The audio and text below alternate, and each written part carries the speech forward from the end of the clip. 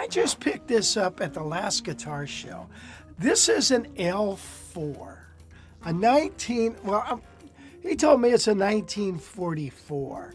It possibly could be older because I've seen ones that are advertised as 33s. They look just like it, so I don't know. The guitar is in pretty darn nice shape when you consider it's almost, it's 80 years old pretty much.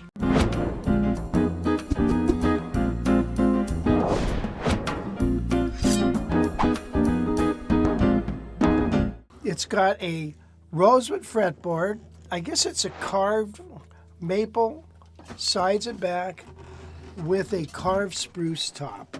And let me just show you a couple of pictures on this. Here's the back, and it's a nice looking back. Kind of really hard to see the nuances there. I think the guitar has been shot over with a little bit of lacquer. It could be. I know the neck hasn't been. The neck is in nice shape, 3-piece maple neck. The tuners have been replaced. And then, of course, that's a tuner attached to the top there from the 30s. Just kidding. Yeah, a wireless digital tuner. A wireless, from the 30s. And then, now the tailpiece is original. And then it's got this add-on DeArmond, which is a trip in itself. That's a trippy pickup.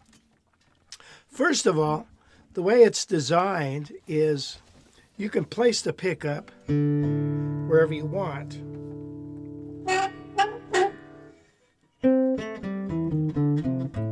You get a different sound.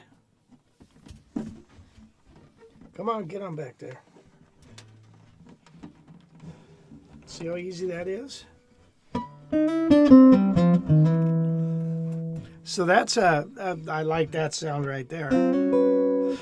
So it's got that, and then it's got these two controls, volume and tone, which there's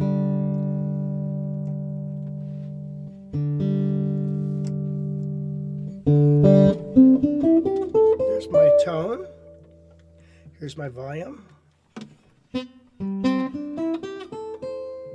So here's the trip about this guitar. It's got this button right here, and that's for rhythm. Now listen to the tone. Okay, I'm gonna...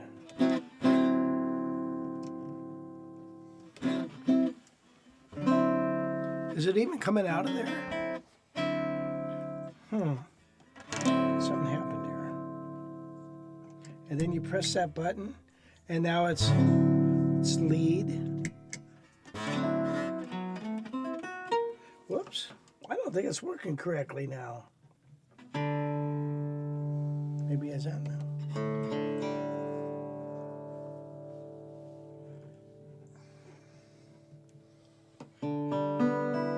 I guess it is working. So it's got that. And then you hit this button, and then you're into the lead.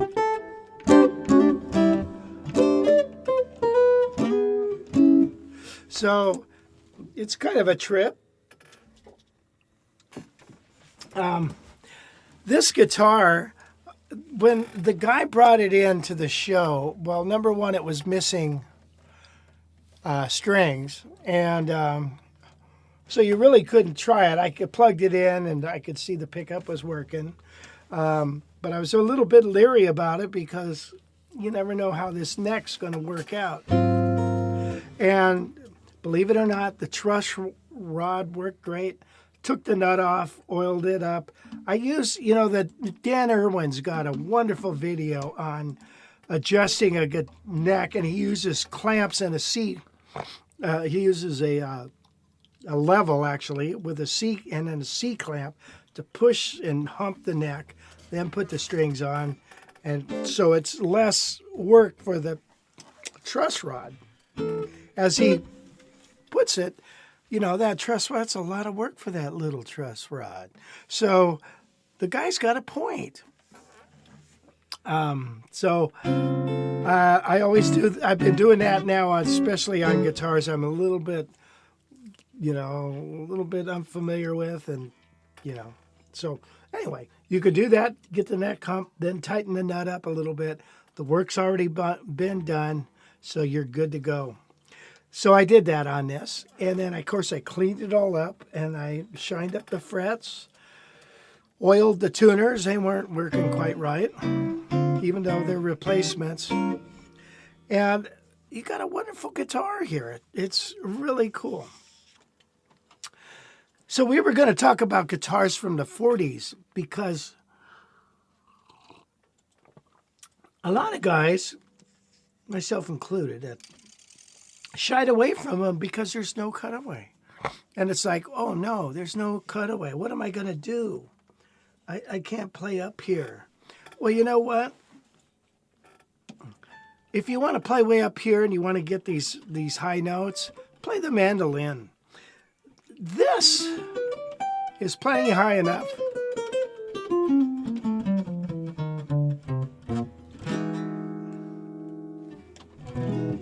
I mean, here's where the guitar sounds the best. Right in here, don't you think?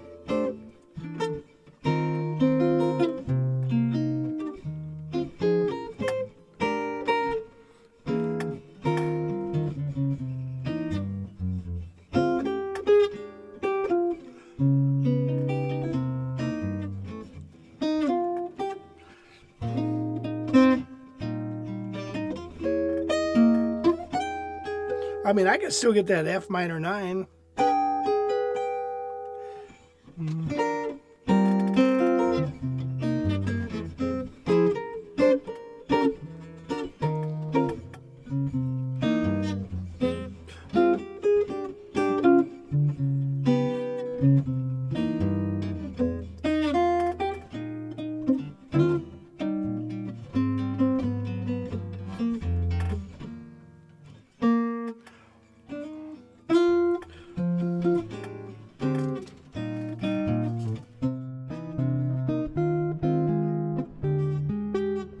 Wasn't planning on playing this song.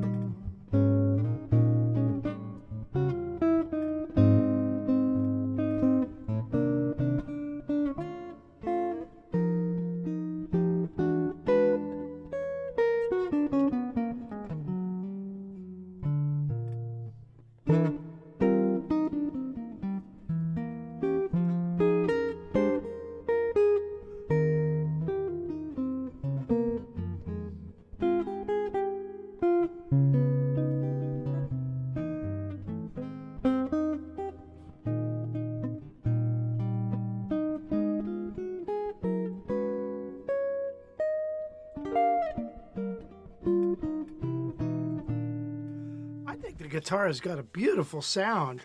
So if you can get past not having this cutaway, camera whisk, then if you get past that, then there's a whole world of nice guitars out there for you to sample and to partake in.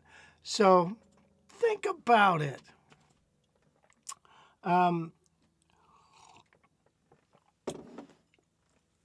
This one, I've been doing a little research on L4s, and there's so many different models. There's so many different configurations. The 12 fret, the CES, the cutaways, the L4Cs. So many L4 configurations. This particular one, I think, is just, when you got this extra volume, I think it was Doyle Dykes who said, he was talking to Bob Taylor, the Taylor Guitar Company, and Bob said, this is valuable real estate right here. Man, when you look at the guitar and how much volume there is, this adds quite a bit more volume to it. So, as far as what's inside the cavity there. Make sense? Anyway, so that's that's this. Now, this particular one does have a pretty chunky neck, but it's livable. This one is also 25.5-inch scale length. Now, that kind of surprised me because I thought L4s were 24.5. And then it's 1 3/4-inch nut width, which the older I get, I'm not so wild about that. So I've been toying around the idea of putting a 1 11/16 nut in here, so it just gives you a little more room on the sides, or even a 1 9/16. And I know that's like ludicrous, but I've been thinking about it, and who knows, I might just do it.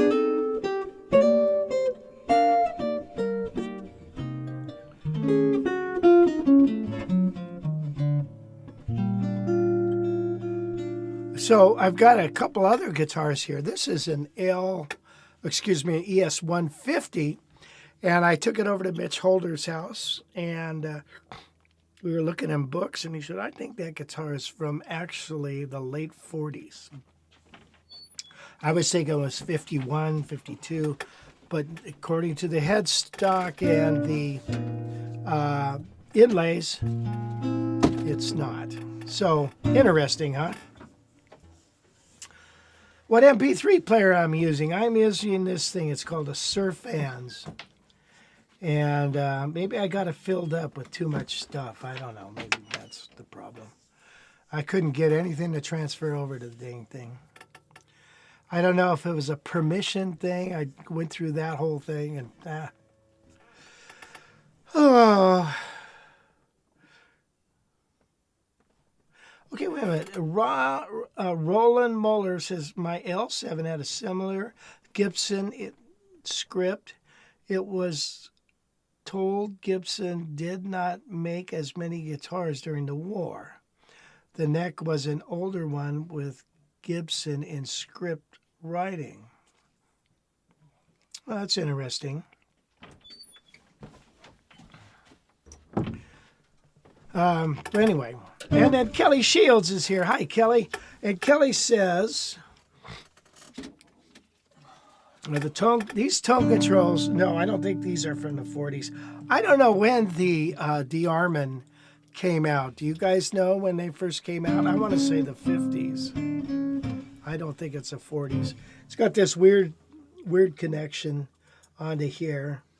And then this is kind of weird with a little hose clamp there. But it seems to work just fine. So it makes you want to play 40s music on it.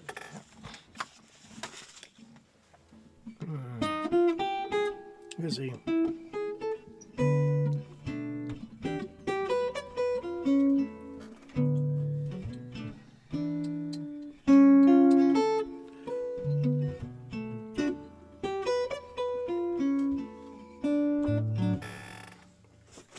All right.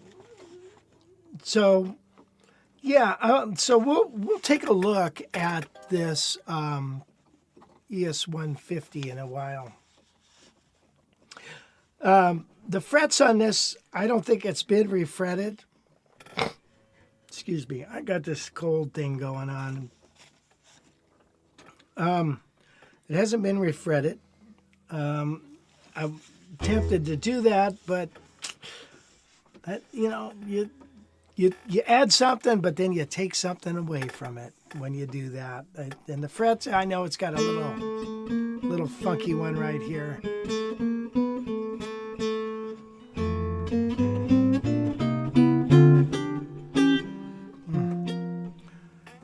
Anyway. Hey, Rich, when you had the Eastmans on recently, you talked about grinding down the bridge to get the action you like. Would you go into more detail on how you approach that? Yeah, it's just these... Wes, could you zoom in here, possibly on this bridge, and they can see this? Right here, it's like...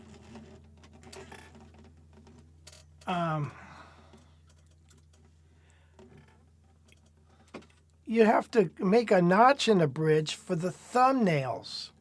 Do you see that? Can you see that there? See that little notch? Well, when this came on, came to me, the action was so high I couldn't play it. So you got to kind of notch it so the thumb wheels can go down. So you make a little room for those. I hope you can see that. And so Eastman's like that too. They put these bridges on and they're so dang high. So half the time you got to notch them in. Camera, and then you're okay. The first DeArmond pickups were made in 1939. Thank you, Gail. Wow. So, this could be, right after the guy he bought it from. He said, "I bought it from a grandpa, an old grandpa." Okay. Probably bought it at a yard sale for, I don't know, $50. I didn't pay that. But anyway,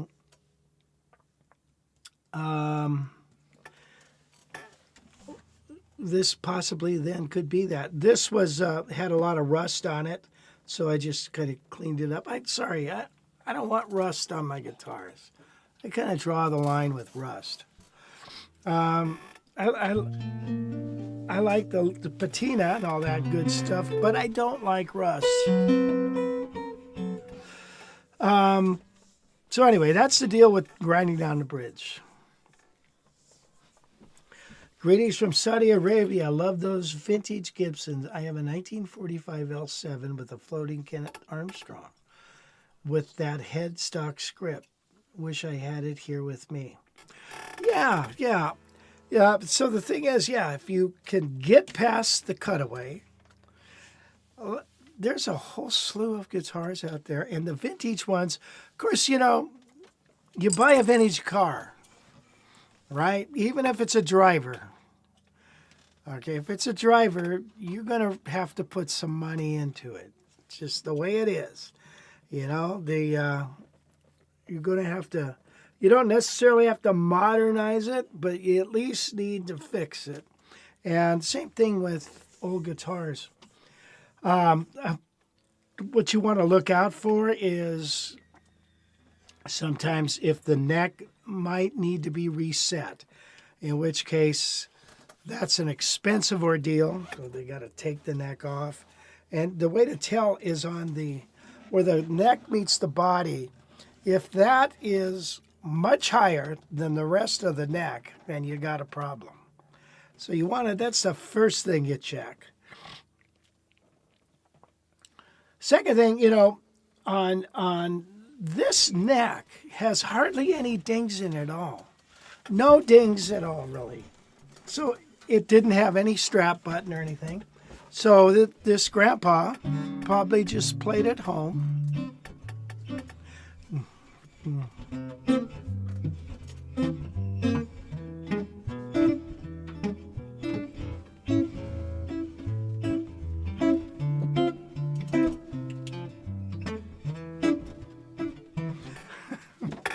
And just entertained himself and played a few chords and sang. Because there's a lot of wear down here. That's where the wear is. So a lot of these chords. But not too many of these. So, and I've got the action on this pretty dang low. You guys know I need the action low.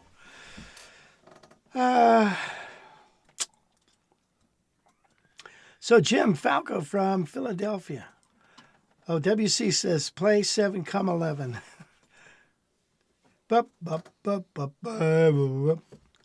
Trombone player playing that. I don't know that song well enough to just whip it out and play it. What is the other thing here? Wes. Yeah. What are you doing over there? I'm doing a bunch of stuff that I didn't have time to do before. Oh, okay. All right. What do you need? I'm going to show this 150 now. Okay. Unless you guys want to hear a tune on this first. Yeah, play something on that. All right, here, I'm going to play a tune on this. Let's play this old song.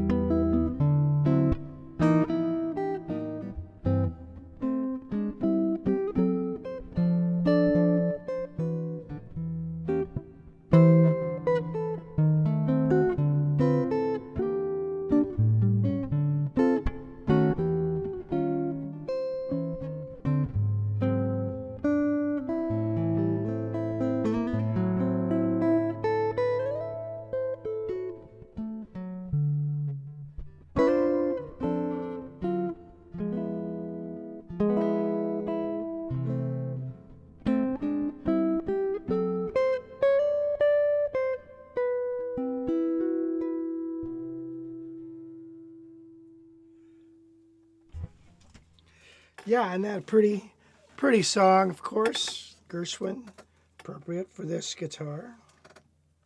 I love the sunburst color of this. Nice, dark, and rich. Isn't that crazy? It's whacked out cuckoo, man. Hi, Rich here again. I just wanted to say thanks for checking out my videos. If you like it, hit the thumbs up button. And if you haven't already, please subscribe to my channel and sign up for those notifications so you can see all the cool guitar videos we put out each week. If you want more lessons right now, I have hundreds of them at guitarcollegelibrary.com. Check out our low-price monthly streaming memberships. And if you want to learn jazz, check out my course, Jazz Guitar Improv. I take beginner jazz players and get them playing awesome solos on the fly. You'll see the link for the JGI course in the description below. Hey, thanks again for watching my channel. We'll see you again real soon with a new video.